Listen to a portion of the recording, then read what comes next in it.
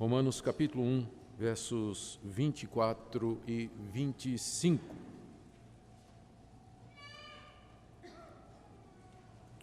Por isso Deus entregou tais homens à imundícia pelas concupiscências de seu próprio coração, para desonrarem o seu corpo entre si.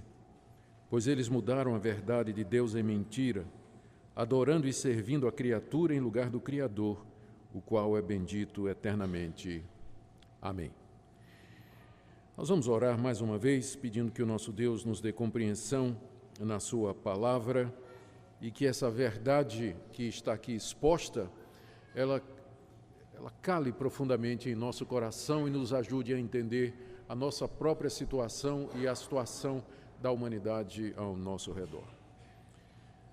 Senhor, abre os nossos olhos para que possamos ver, além da letra, a Ti, Senhor. Possamos ver essas verdades que estão ao nosso redor e que por vezes nos passam despercebidas. Dá-nos uma mentalidade espiritual aprovada diante de Ti, uma disposição mental que esteja de acordo com a Tua palavra, de tal maneira que possamos entender a realidade como o Senhor a vê. Eu peço, Senhor, que a exposição dessas palavras seja usada por Ti nessa noite, para falar ao coração de todos aqueles que nos ouvem, que estão aqui na igreja, que estão nos acompanhando pela internet, a todos da Tua bênção, Senhor, é o que nós pedimos em nome de Jesus. Amém. Meus queridos, na mensagem anterior, nós vimos que, como Paulo explicou aos cristãos de Roma, que Deus havia se revelado, ou Deus tem se revelado à humanidade através de duas formas. Primeiro, através da consciência. Nós lemos isso no capítulo 1, verso 18 e 19, que lá do céu Deus revela a sua existência e o fato de que Ele está irado com a humanidade por causa da rebelião que a humanidade manifestou com relação a esta revelação. Então Deus se revela a todo homem pela consciência. Todo homem tem consciência de que há um Deus. Deus também se revelou pela criação. As coisas criadas, a natureza, o mundo, o universo, na sua beleza, diversidade, complexidade, no seu propósito, na sua profundidade, tudo isso fala de um poder inteligente por detrás da realidade visível. O mundo não veio a existir ao acaso, e matéria não gera matéria, do nada, nada se produz. Então, existe alguém anterior à criação, alguma coisa anterior à criação. Alguém pessoal, alguém inteligente, alguém que tem propósito eterno, todo-poderoso. A criação fala a respeito dessas coisas. Em seguida, Paulo explica que, apesar dessa revelação de Deus na consciência e na natureza, o homem, o ser humano, rejeitou essa revelação. Nós lemos isso a partir do verso 21, que mesmo tendo conhecimento de Deus, os homens preferiram sufocar esse conhecimento e, dizendo-se sábios, se tornaram loucos e começaram a procurar explicações para a existência do mundo, para a sua própria existência, para o funcionamento do universo, enfim, para as questões básicas da vida, sem levar Deus em consideração. E Paulo começa a descrever esse processo que começa na mente, que rejeita a Deus, depois o coração que se escurece, depois a consciência que perde a noção, e finalmente os homens caem na idolatria. Eles substituem Deus por outros deuses e rejeitam o Deus soberano que deu a sua revelação, o seu conhecimento, através da natureza e da consciência, e fazem deuses para si mesmos. Deus se revela, o homem rejeita, e agora chegou a vez de Deus. Do verso 24, que eu li para vocês, até o verso 31, Paulo fala da retribuição. Deus se revelou, o homem rejeitou, Deus retribuiu. A retribuição de Deus, ela está marcada aqui pela repetição 3 vezes da expressão, por isso Deus os entregou. Verso 24, por isso Deus entregou tais homens. Verso 26, por causa disso os entregou Deus a paixões infames. E verso 28, o próprio Deus os entregou a uma disposição mental reprovável. O que nós vamos começar a ver hoje à noite é exatamente isso que nós chamamos de retribuição, ou seja, Deus está dando o troco. Ele se revelou, a humanidade rejeitou e agora é a vez de Deus. O que é que Deus fez diante da rejeição da humanidade, diante da revelação que ele fez de si mesmo? E o que Paulo vai explicar aqui é que a reação de Deus foi entregar a humanidade aos desejos do seu coração. Foi abandonar a humanidade à corrupção da sua alma. Foi deixar que a humanidade recebesse aquilo que ela quer. Ela rejeitou a Deus e fez deuses para si. E Deus então diz, tá bem, vai ser do jeito que vocês querem. E Deus então entrega a humanidade aos seus próprios desejos. Eu quero explicar esses 2 versículos com 4 ou 5 pontos aqui que podem ser tirados da passagem. O objetivo é que Deus, nessa noite, nos ajude a entender esta verdade terrível de que nós vivemos debaixo da ira de Deus e da sua justa retribuição, e que a situação do homem é muito pior do que ele imagina, e que qualquer pretensão a mérito ou justiça própria ou caminho de salvação que dependa do homem é tudo ilusão. A realidade é outra. Vamos começar primeiro com a afirmação de Paulo, que está aí no verso 24, de que o coração do homem é cheio de concupiscências. Veja o que ele diz no verso 24, por isso Deus entregou tais homens à imundícia pelas concupiscências de seu próprio coração. A palavra concupiscência, ela significa simplesmente desejos. E pode ser um desejo bom ou um desejo ruim.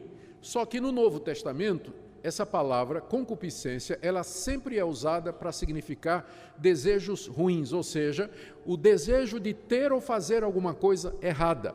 Uma concupiscência é uma paixão por alguma coisa proibida. É o anseio por alguma coisa que é contra a natureza de Deus. E aqui Paulo está dizendo que o coração do homem, ele abriga as concupiscências ou esses desejos. É assim o coração humano. O coração aqui se refere àquilo que nós somos por dentro. E de acordo com o que a Bíblia diz aqui, em outras passagens, nós estamos cheios dessas paixões e desses anseios e desejos por aquilo que não é lícito, por aquilo que é errado. Mas não foi sempre assim. Quando Deus criou a raça humana, Deus criou os nossos primeiros pais à sua imagem e semelhança, em santidade e inocência, embora com a possibilidade de pecarem. E eles usaram essa liberdade, se revoltaram contra Deus, desobedeceram a ordem de Deus, e como resultado eles se precipitaram e também a toda a descendência que viria depois dele.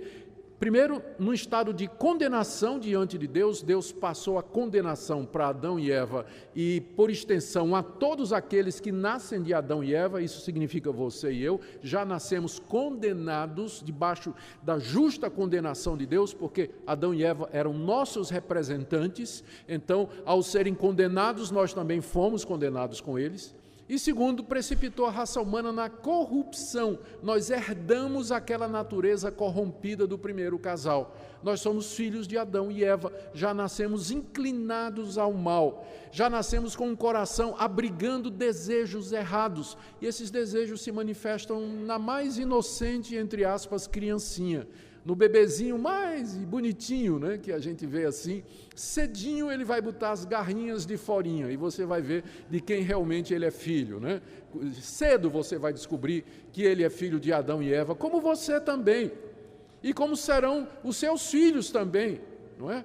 Então, o coração do homem está cheio de concupiscência. É assim que nós vemos a esse mundo. Nosso coração é inclinado ao mal. Há esses desejos que estão dentro de nós e que governam o que nós fazemos, as nossas escolhas, as nossas preferências, o caminho que nós queremos tomar. A concupiscência dos seus próprios corações. Esse é o primeiro ponto, é o ponto de partida aqui. Segundo ponto, e que está relacionado com o que vem antes e também até no verso 25, que diz que os homens mudaram a verdade de Deus em mentira.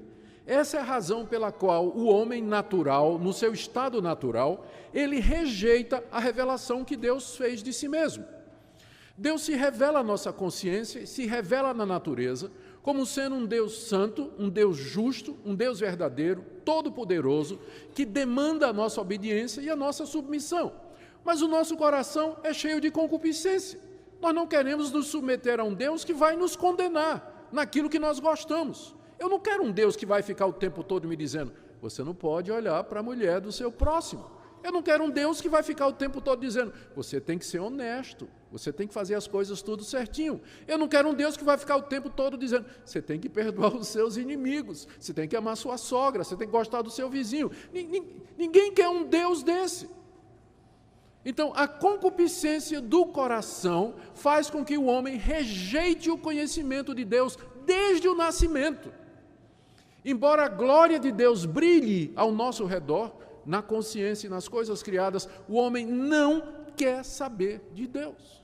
Ele rejeita essa revelação que Deus fez de si mesmo na consciência do homem e também em toda a criação. E não somente isso, pior do que isso, o homem muda o conhecimento de Deus. Ele muda. Veja o que Paulo disse no verso 23, que os homens mudaram a glória do Deus incorruptível em semelhança da imagem de homem incorruptível. Deus se mostra na natureza como sendo diferente da criação. Ele é o Criador. Ele é incorruptível, quer dizer, ele não vai se corromper como nós. Nós vamos morrer, o nosso corpo vai para a sepultura e ele vai se decompor.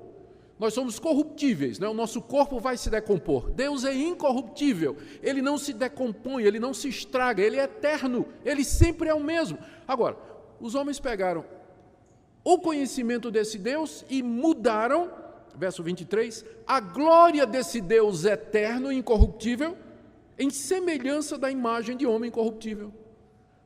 Os homens preferiram adorar a si mesmos, preferiram adorar outros homens, preferiram deuses feitos à sua imagem e semelhança. E o que é pior, não ficaram só no homem não, foram baixando, aves, quadrúpedes e répteis.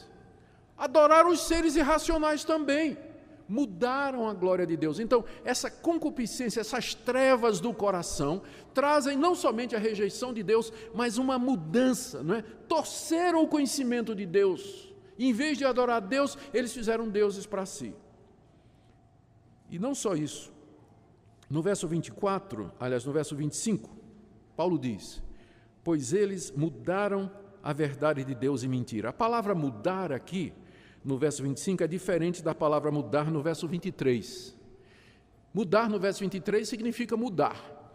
Mas mudar no verso 25 é mais do que mudar, é travestir. Travestir significa você mudar a natureza de uma coisa e reapresentá-la vestida de outra. Daí vem o termo que nós conhecemos como travesti. Um homem que se veste de mulher, ou uma mulher que se veste de homem, faz cirurgia, faz operação. O termo vem desse verbo, que significa você mudar a natureza de uma coisa e apresentá-la como sendo outra. É isso que esse verbo significa aqui. Os homens travestiram a verdade de Deus em mentira. A que Paulo está se revelando? Se referindo. Note que quando ele diz aqui em mentira, na língua original, quer dizer, e mudaram a glória de Deus na mentira, tem um artigo definido, a mentira. A que mentira Paulo está se referindo? A idolatria. Essa é que é a mentira. Os homens tomaram Deus e travestiram Deus, reapresentaram Deus numa forma falsa. E que forma falsa é essa? Ídolos, imagens de homens, imagens de animais, adoração do sol, da lua, da estrela, que a gente chama de fetichismo, né? Adorar árvore, adorar rio, adorar montanha. Os homens mudaram e travestiram a glória de Deus e fizeram para si essas religiões. E por que eles fizeram isso? Bem, porque o homem fabrica deuses de acordo com a concupiscência do seu coração. Eles não querem Deus, o coração está cheio de concupiscência. Por isso que os deuses que eles inventaram, é só você estudar a mitologia grega, estudar os deuses do Egito, estudar os deuses de Roma, estudar os deuses do paganismo, das religiões orientais. Que deuses são estes? São, na verdade, homens com poderes sobre-humanos, mas com as paixões humanas. Deuses vingativos, deuses cruéis, deuses assassinos, deuses vingativos, deuses imorais, que se misturam com os homens e com as mulheres, e têm filhos, semideuses, deuses que ficam tramando guerras de poder para quem vai dominar o panteão dessas divindades. são deuses feitos segundo a imaginação humana. Ninguém quer um Deus como o Deus que se revela na consciência e na criação, porque nós teríamos que nos humilhar diante desse Deus e servi-lo. Na verdade, a escolha é entre você crer nesse Deus e se submeter a Ele, ou então você tomar o lugar dele e você mesmo declarar que você é Deus e aqueles que você diz que é Deus. Mas ou de um jeito ou de outro, o homem sempre estará ajoelhado diante do altar de algum Deus. Se não for do Deus verdadeiro, de um travesti desse Deus que ele mesmo inventou e ele criou. É isso que Paulo nos diz aqui. O que é que Deus fez então? Primeiro ponto, o coração do homem é corrompido e cheio de concupiscência. Segundo ponto, isso leva o homem a mudar a verdade de Deus e travestir Deus como se fossem imagens e ídolos que ele mesmo criou. Terceiro, Deus então entrega o homem ao seu próprio coração. Verso 24. Por isso, aponta para o verso anterior, que os homens mudaram a glória do Deus incorruptível. Por isso, porque eles fizeram isso, Deus entregou tais homens à imundícia, pelas concupiscências do seu próprio coração, já expliquei isso, para desonrarem o seu corpo entre si. O que significa isso aqui? Que Deus entregou tais homens à imundícia.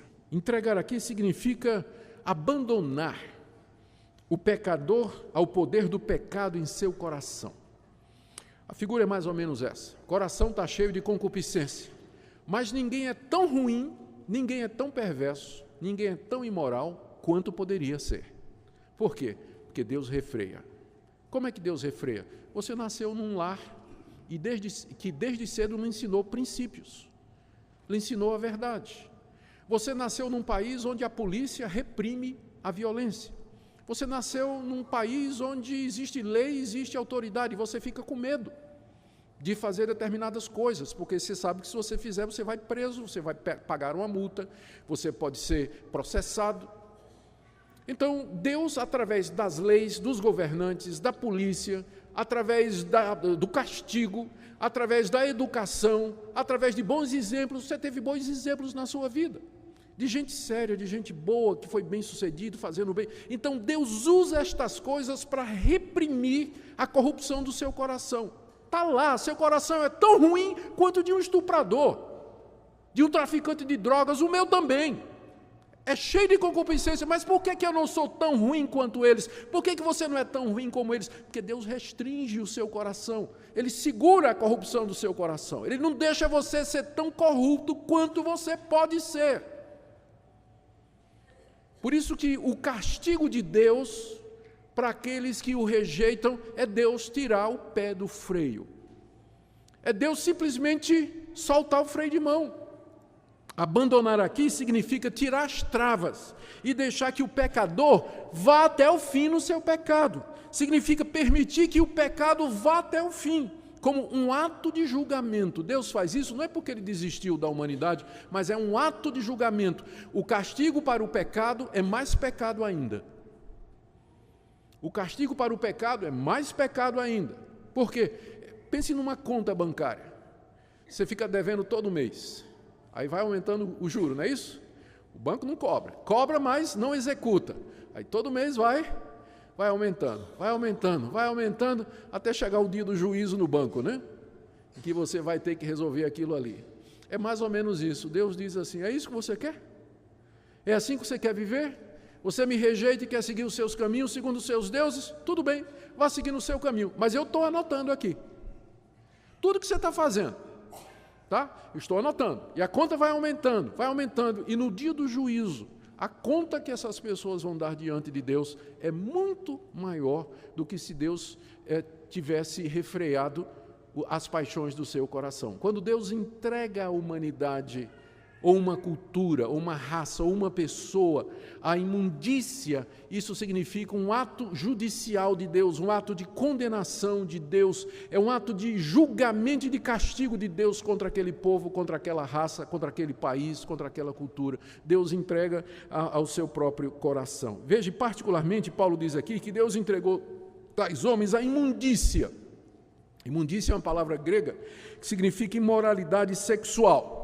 Note que ela já existe no coração do homem.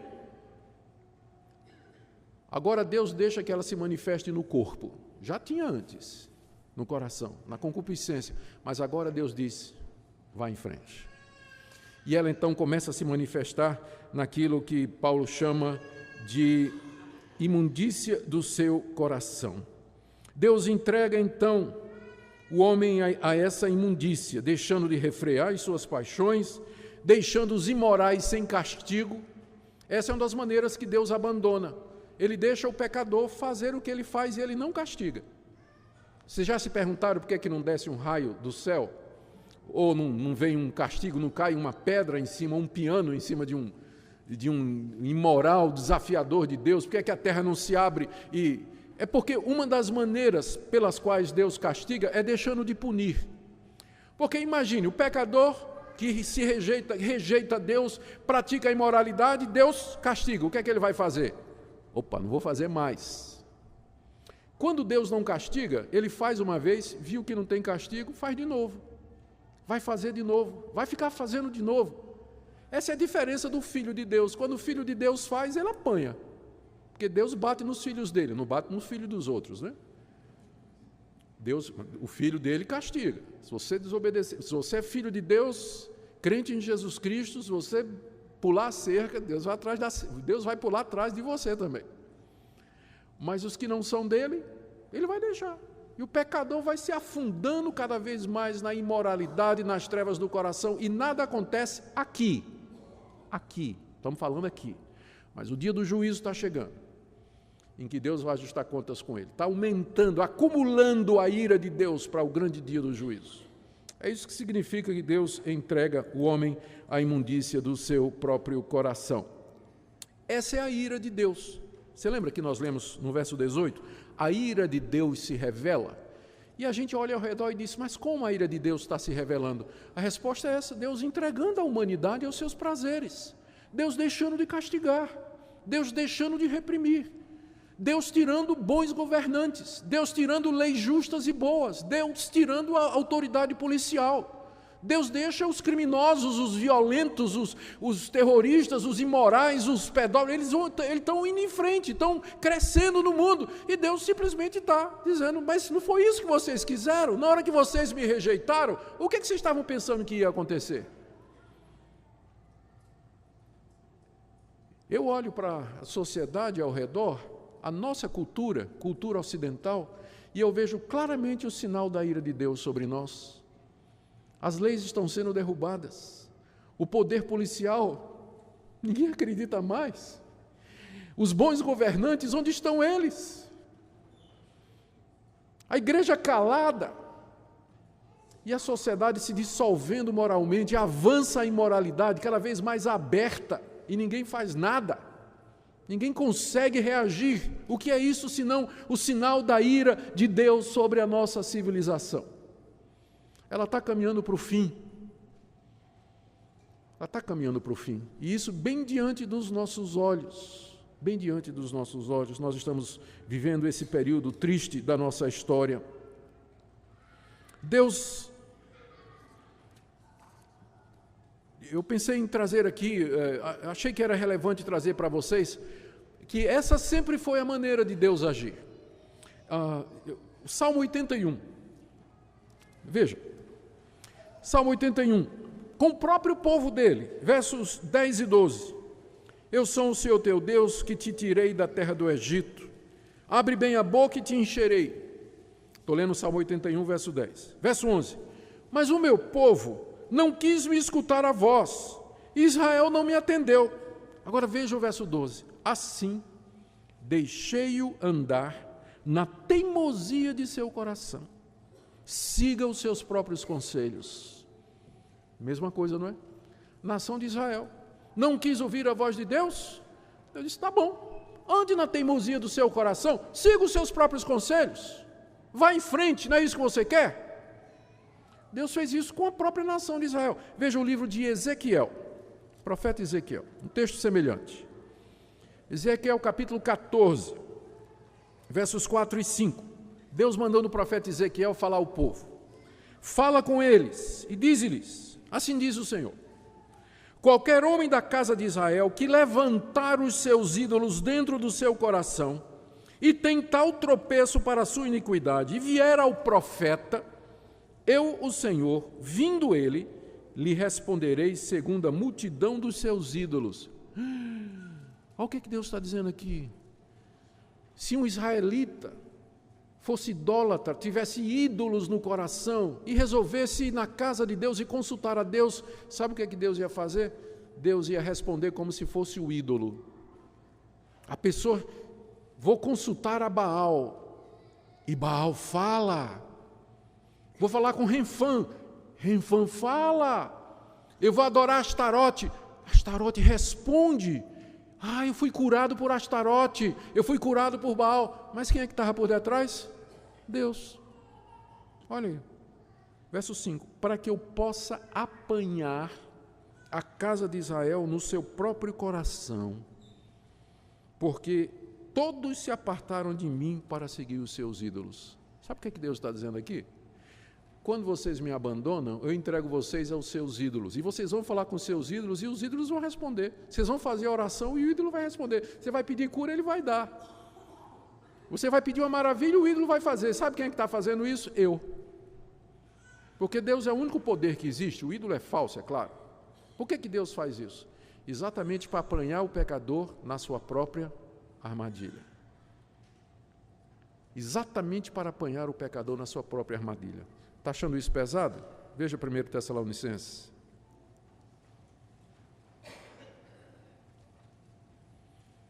Na verdade, 2ª carta de Paulo aos Tessalonicenses, capítulo 2, verso 9. Ora, o aparecimento do iníquo, o iníquo aqui é o anticristo, é segundo a eficácia de Satanás com todo o poder e sinais e prodígios da mentira, com todo o engano de injustiça aos que perecem, porque não acolheram o amor da verdade para serem salvos. Deus, no seu amor, mandou a verdade, mas eles não acolheram. Agora veja o verso 11. É por esse motivo, pois, que Deus lhes manda a operação do erro para darem crédito à mentira. Não quis ouvir o profeta? Não quis ouvir a palavra de Deus? Deus manda o falso profeta. E aqueles que não quiseram a verdade vão ouvir a mentira e vão crer na mentira. No verso 12, a fim de serem julgados todos quantos não deram crédito à verdade, antes, pelo contrário, deleitaram-se com a injustiça. Agora, você sabe por que é que no mundo de hoje crescem as seitas, o erro religioso, tanta gente correndo atrás de mentira? É Deus abandonando. É a ira de Deus, o castigo de Deus sobre esse povo que rejeita a verdade de Deus, que não quer a Deus no fundo dos seus corações. Mais uma passagem, Atos, capítulo 7.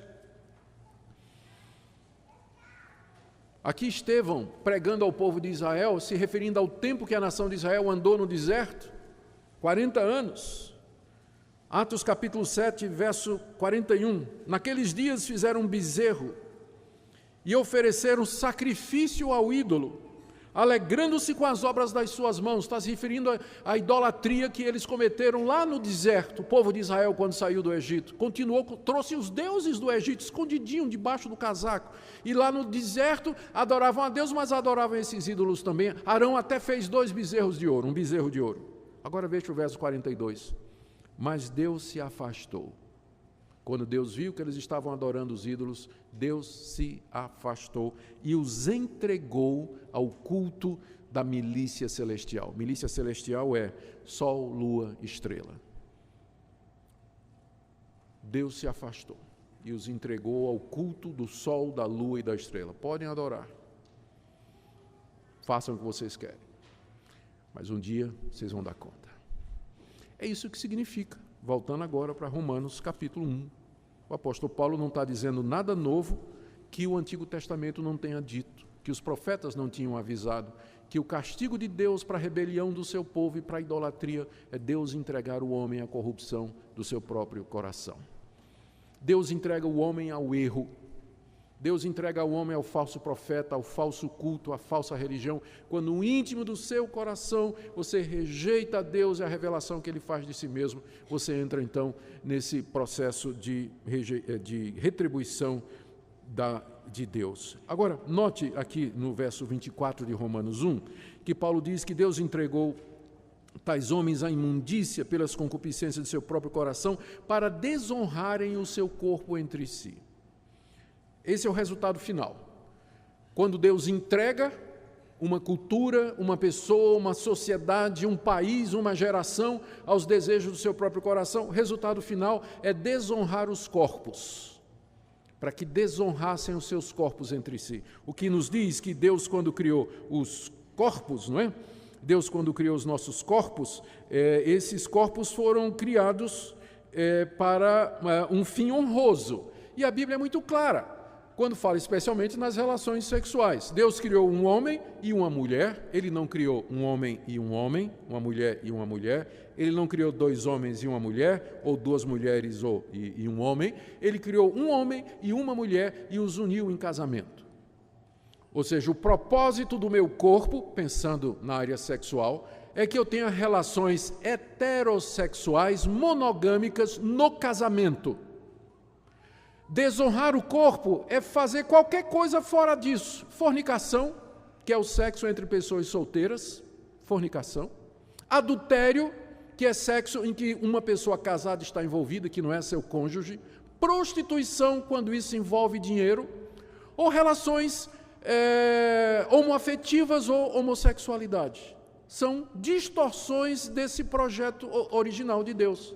E é isso que acontece quando Deus entrega uma sociedade, um indivíduo e uma geração aos desejos do seu coração. Vai caminhando até finalmente desonrar o seu corpo entre si. Agora, imagine ao ler essas palavras que Paulo vivia na época de Roma.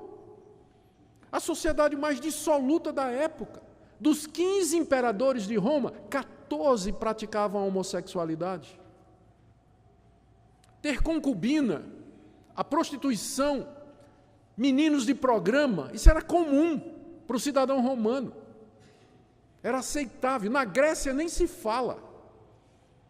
O culto ao corpo, a imoralidade, a devassidão, cidades como Corinto, que eram famosas pela quantidade de prostitutas que havia lá, a ponto de dar o nome da cidade virar símbolo de corrupção.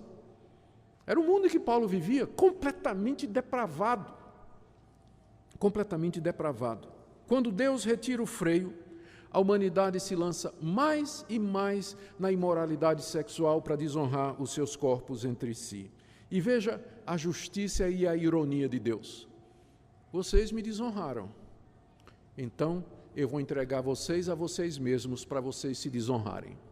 Deus está retribuindo na justa medida.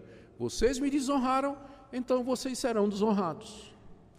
E da mesma forma que vocês mudaram a minha glória, vocês vão mudar o que é natural entre vocês. A justiça de Deus na aplicação do juízo. E eu quero já caminhar para o fim dessa mensagem, meus irmãos e amigos. O que é que esse texto tem a nos dizer hoje? Tem tanta coisa que nós poderíamos tirar desses 2 versículos aqui. Deixa eu mencionar alguma delas. A primeira delas é, mais uma vez, nós estamos diante de uma passagem da Bíblia que fala da profunda depravação do coração humano. Não se deixe enganar por aqueles que de alguma forma sugerem que a resposta para os nossos problemas está dentro do nosso coração, que nós somos bonzinhos por natureza, que a nossa índole é boa. Essa não é a visão bíblica. A visão bíblica é que nós somos corrompidos desde a raiz dos cabelos. Não há nada bom em nós, não há um justo, não há nenhum sequer. As nossas justiças são como trapo de imundícia.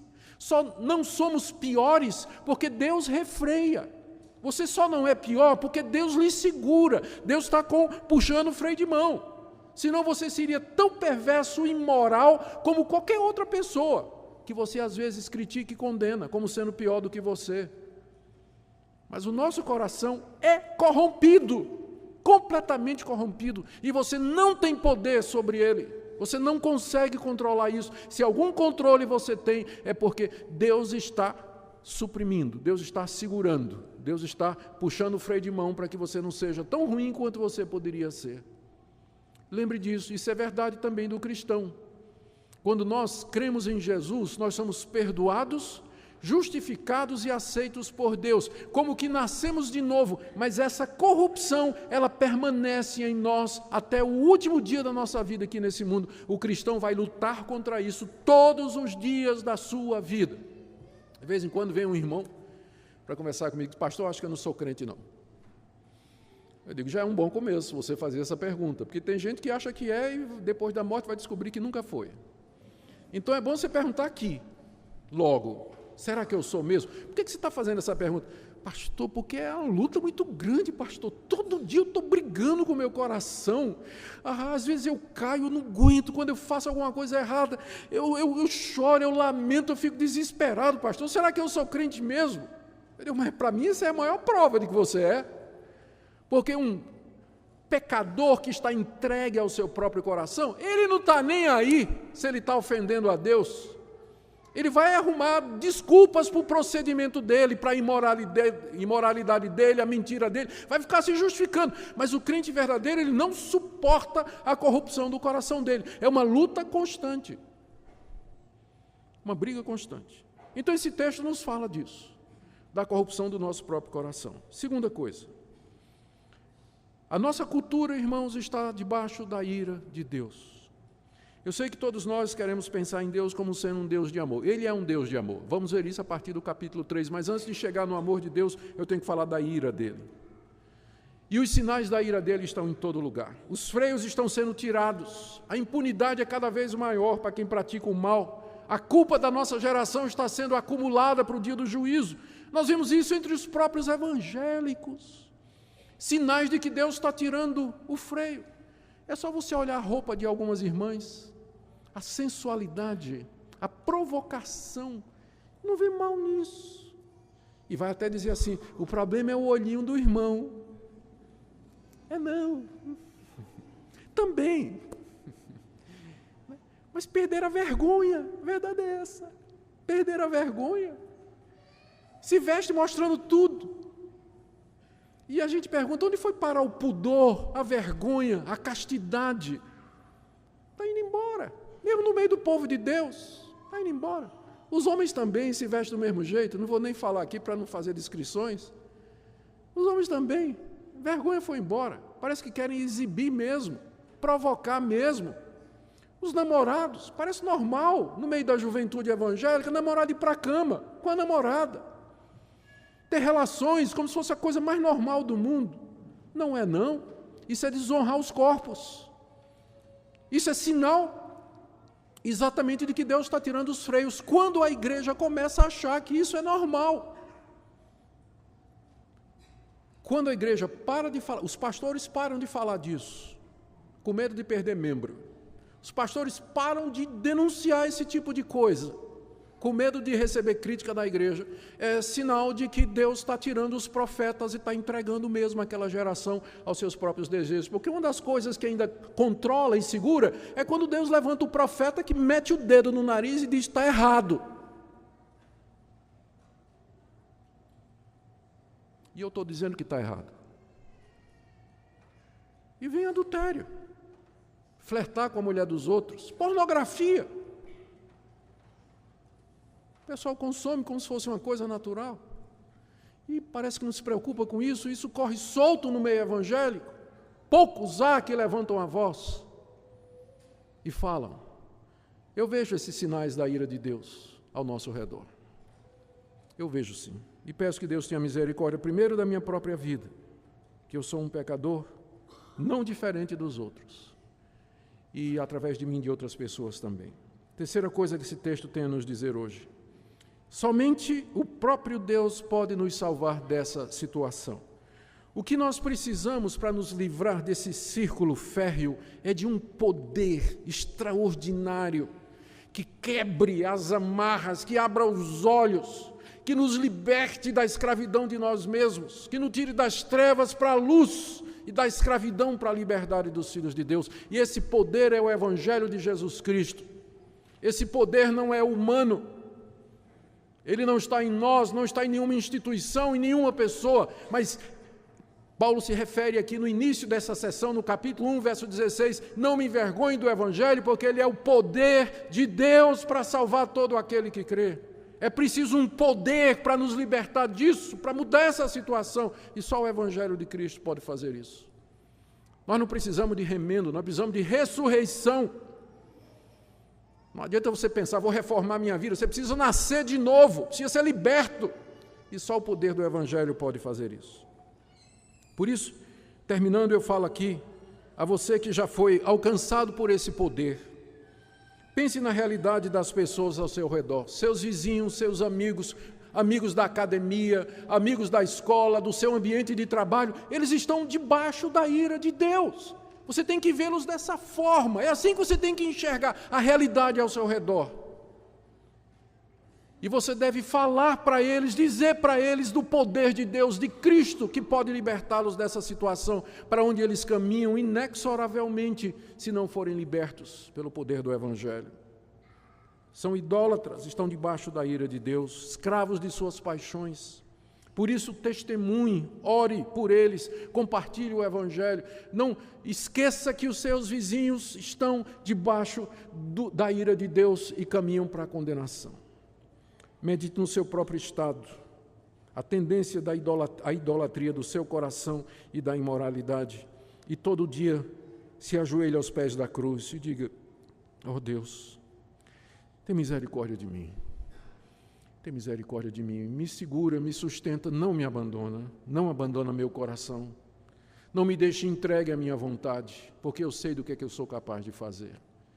Mas controla a minha vida, guia os meus caminhos, livra-me do mal. Ore como Jesus nos ensinou a orar, não me deixe cair em tentação, mas livra-me do mal, Senhor. Essa tem que ser a sua oração diária. Tem que ser a sua oração diária. Gastando tempo com Deus, com a palavra e com a oração. E talvez você está aqui nessa noite e ainda não conhece o poder do Evangelho. Você ainda não experimentou esse poder extraordinário que vem pela mensagem da cruz, do Cristo que morreu por nós, experimentou esse ferrão do pecado nele, levou sobre si a nossa culpa, ressuscitou ao terceiro dia, está vivo e poderoso para atender todo pecador que reconhece o seu estado de perdição. E chega a ele não dizendo ou impondo limites ou condições, mas dizendo, eu sou um pecador miserável, mereço a condenação, mas em ti há poder, Jesus, para me perdoar, para me livrar, me libertar da escravidão do pecado e das suas consequências. Creia nele nessa noite, venha a ele nessa noite, e em Cristo Jesus você vai encontrar perdão, libertação e uma nova vida. Que Deus nos escute, que Ele seja servido em abençoar a palavra dessa noite nos nossos corações. Amém. Senhor Deus, nós nos curvamos diante de Ti nesse instante, confessando que somos parte de uma geração culpada e abandonada aos seus corações depravados. Senhor, contemplamos com tristeza os sinais da Tua ira ao nosso redor, o crescimento da iniquidade, da imoralidade, a falta de freio, a falta de pudor, de vergonha, tudo isso crescendo ao nosso redor e às vezes até dentro de nós. Pedimos, Pai, misericórdia, não nos castigue com essa geração perversa, mas segundo Jesus Cristo, segundo o amor de Jesus Cristo, trata-nos segundo a Tua misericórdia e compaixão. Ouve a oração de todo aquele que nessa noite contrito deseja se apegar a Ti, que treme da Tua palavra, Senhor. Fala aos nossos corações. Livra os nossos filhos, os nossos jovens do engano do pecado. Dá-lhes ouvidos para ouvir, também as nossas crianças. É o que nós Te pedimos nessa noite, por amor de Jesus, nosso Salvador. Amém.